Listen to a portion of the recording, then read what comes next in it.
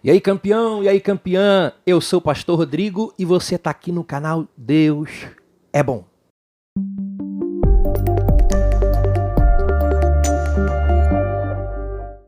E hoje a gente está aqui para a gente encerrar essa série de reflexões sobre o Salmo de número 23. Espero que Deus tenha falado muito no teu coração através dessa série de reflexões. A gente está aqui para refletir, sabe?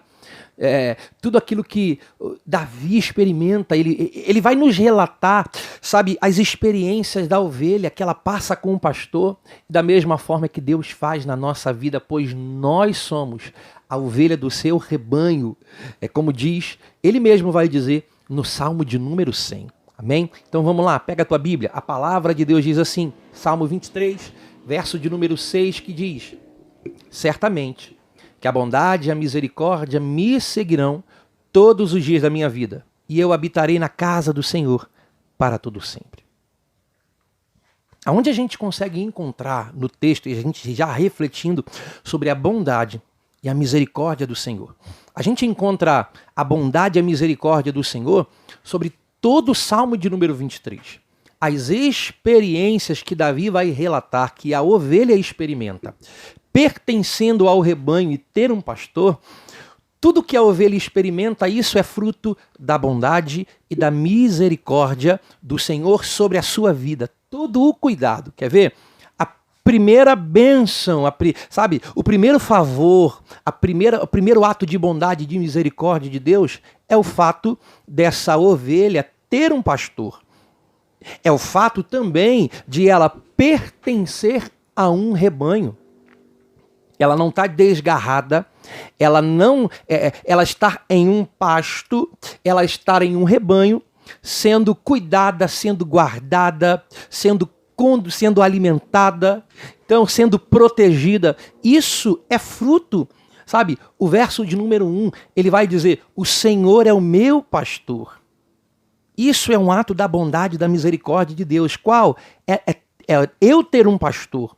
Então, se eu tenho um pastor, significa que eu estou inserida em um rebanho. Que maravilhoso! Se você acordar todo dia e se vier na sua mente exatamente isso, o que, pastor? O fato de que você já é abençoado, porque você tem um pastor que cuida, que zela e que protege você, e você pertence a um rebanho. Você não está só, você está inserido no grande rebanho de Deus. Só isso é motivo para nos alegrarmos, porque o Senhor é o nosso pastor. Um outro cuidado e uma outra prova dessa bondade, dessa misericórdia de Deus sobre nós, sabe? Ele vai relatar, ele me conduz a águas tranquilas. Sabe, ele me conduz a águas tranquilas, ele refrigera minha alma, ele me guia pelas veredas da justiça por amor do seu nome. Sabe, me leva aos lugares de paz, me leva aos lugares aonde eu sou alimentado, aonde eu tenho descanso, sabe, verdes pastos, águas tranquilas, caminho da justiça por amor do seu nome. Uma outra prova da bondade e da misericórdia é: ainda que eu ande pelo vale da sombra da morte, eu não temerei mal nenhum, porque tu está comigo, a tua vara e o teu cajado me consola. Porque era para, no meio do vale, a gente ser trucidado. Era para as lutas do meio do vale ter nos parado, ter nos matado, mas ele nos protege do perigo que a gente encontra no vale. E não só isso, a gente encontra conforto e consolo aonde? Nos instrumentos que ele utiliza. E ele vai utilizar, ele vai nos direcionar esses instrumentos que o pastor usa, a vara e o cajado. Por que vara e cajado? A vara, ela é utilizada como um instrumento de proteção, que protege a ovelha. Com a vara ele atacava os inimigos que vinham contra o seu rebanho.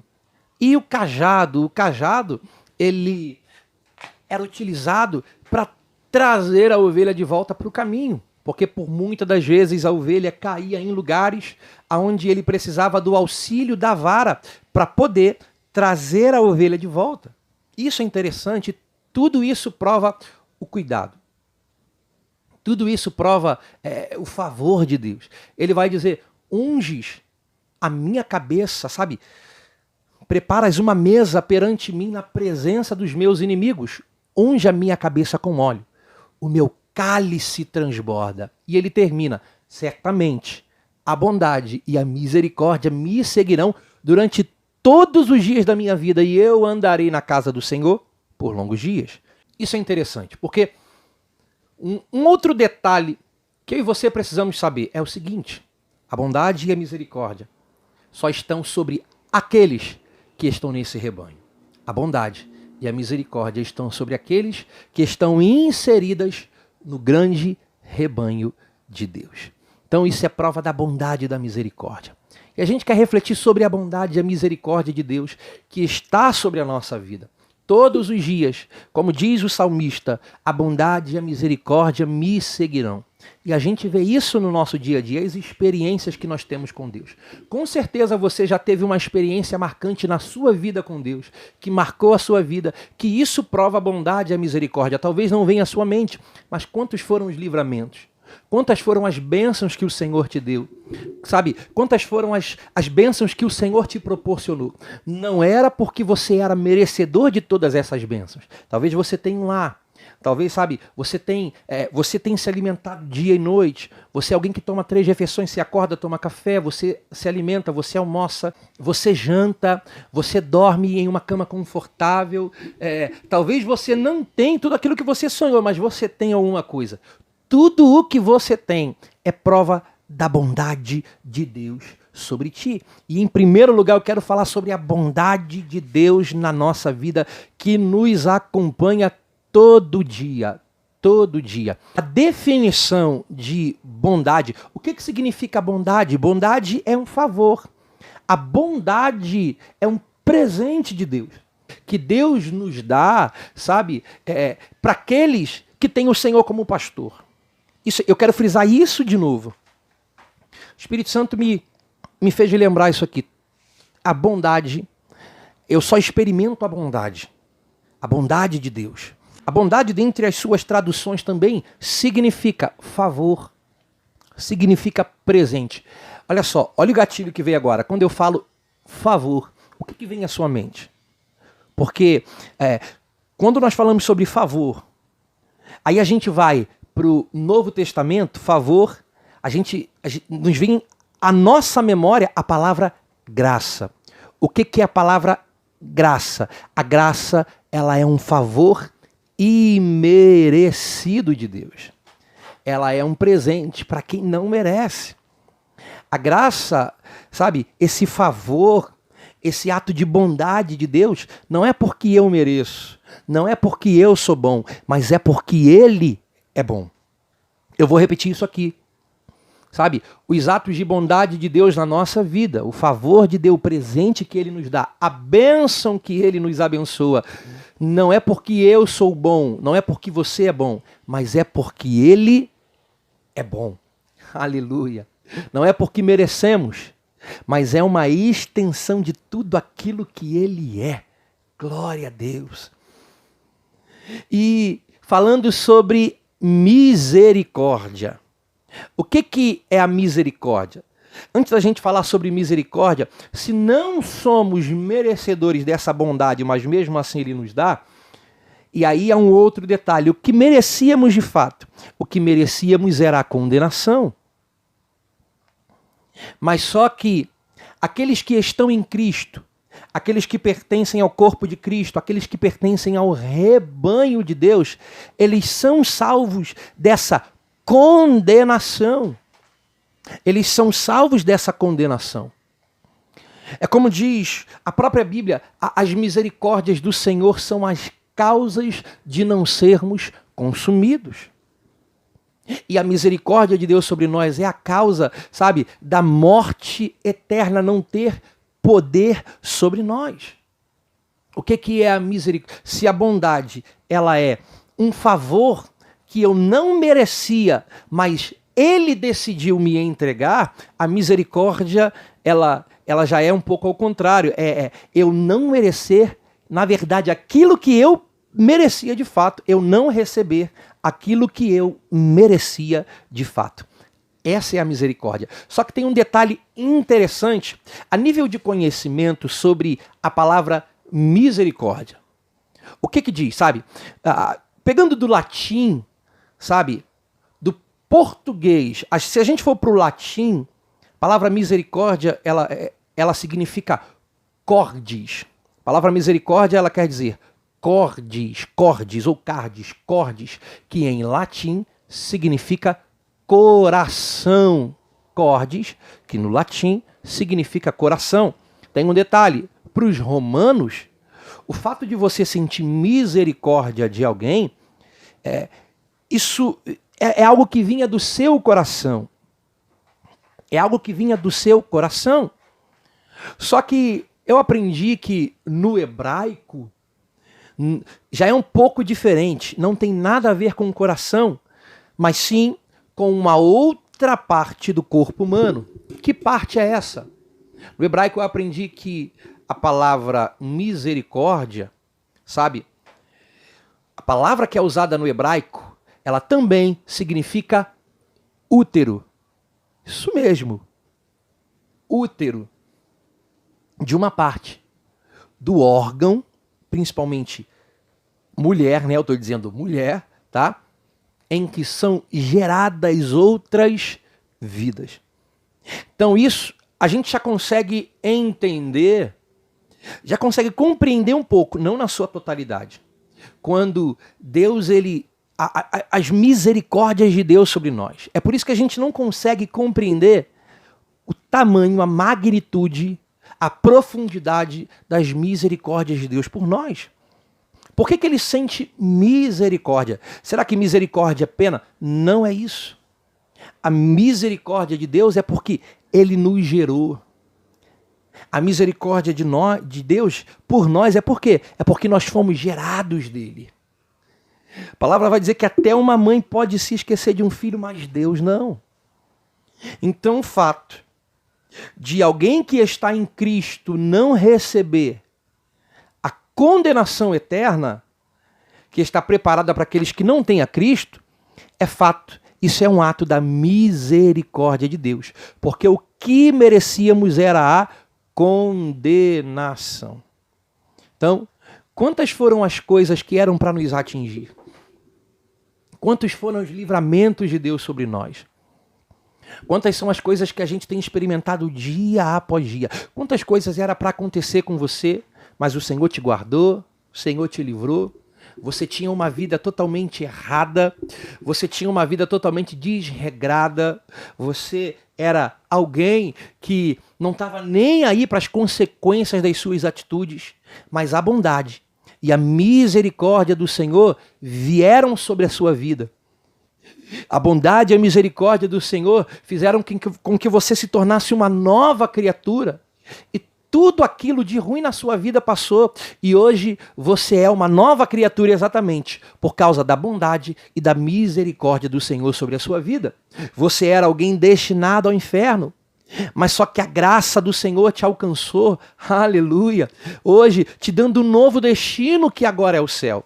Porque você merecia o inferno, mas a graça, por causa da graça, por causa da misericórdia, você um dia vai poder desfrutar da eternidade com o Senhor. Isso é maravilhoso. E eu quero terminar essa nossa reflexão de hoje. Efésios capítulo 2, eu queria que você abrisse comigo. Carta do apóstolo Paulo aos Efésios, capítulo de número 2. Isso me emociona. Isso me dá um novo ânimo.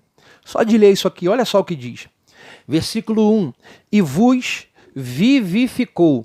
O quê? Estando mortos em transgressões e pecados, nos quais no passado caminhastes conforme o curso deste mundo, conforme o príncipe das potestades do ar, do espírito que agora opera nos filhos da desobediência. Olha o que diz mais, versículo 3.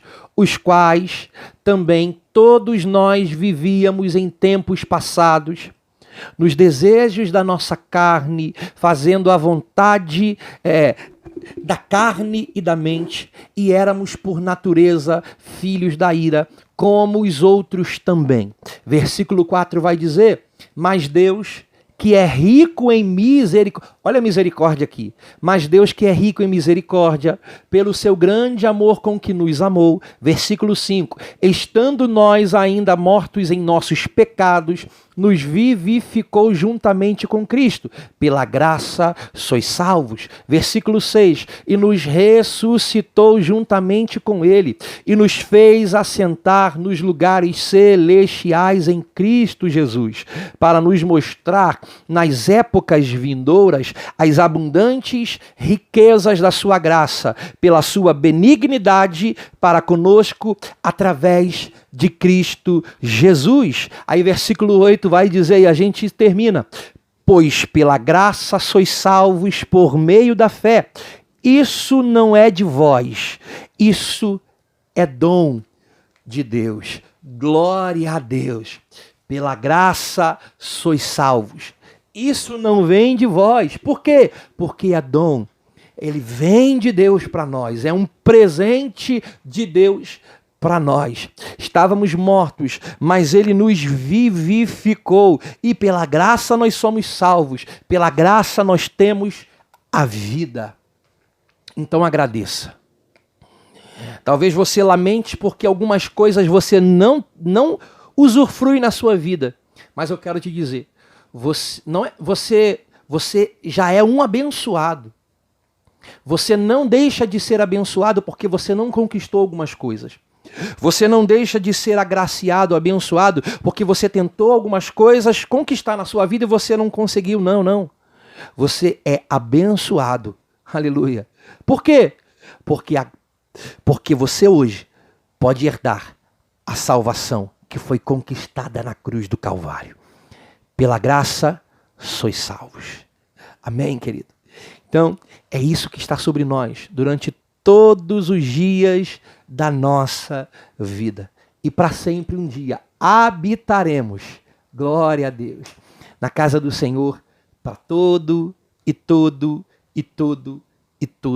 sempre. Amém, queridos? Se isso tocou no teu coração, curte, comenta aí, diz o que você achou sobre o Salmo de número 23, essas reflexões. Faça a tua reflexão também, leia mais vezes o Salmo de número 23 e ao ler, peça para o Espírito Santo falar ao teu coração, que eu tenho certeza que ele vai falar ao teu coração como ele falou ao meu. Amém? Te espero no próximo vídeo, te espero no próximo conteúdo que a gente vai colocar aqui, amém? Ative o sininho para que você não perca nenhum vídeo, para que você seja abençoado, como eu tenho sido muito abençoado. Porque Deus é bom o tempo todo, e o tempo todo Deus é bom.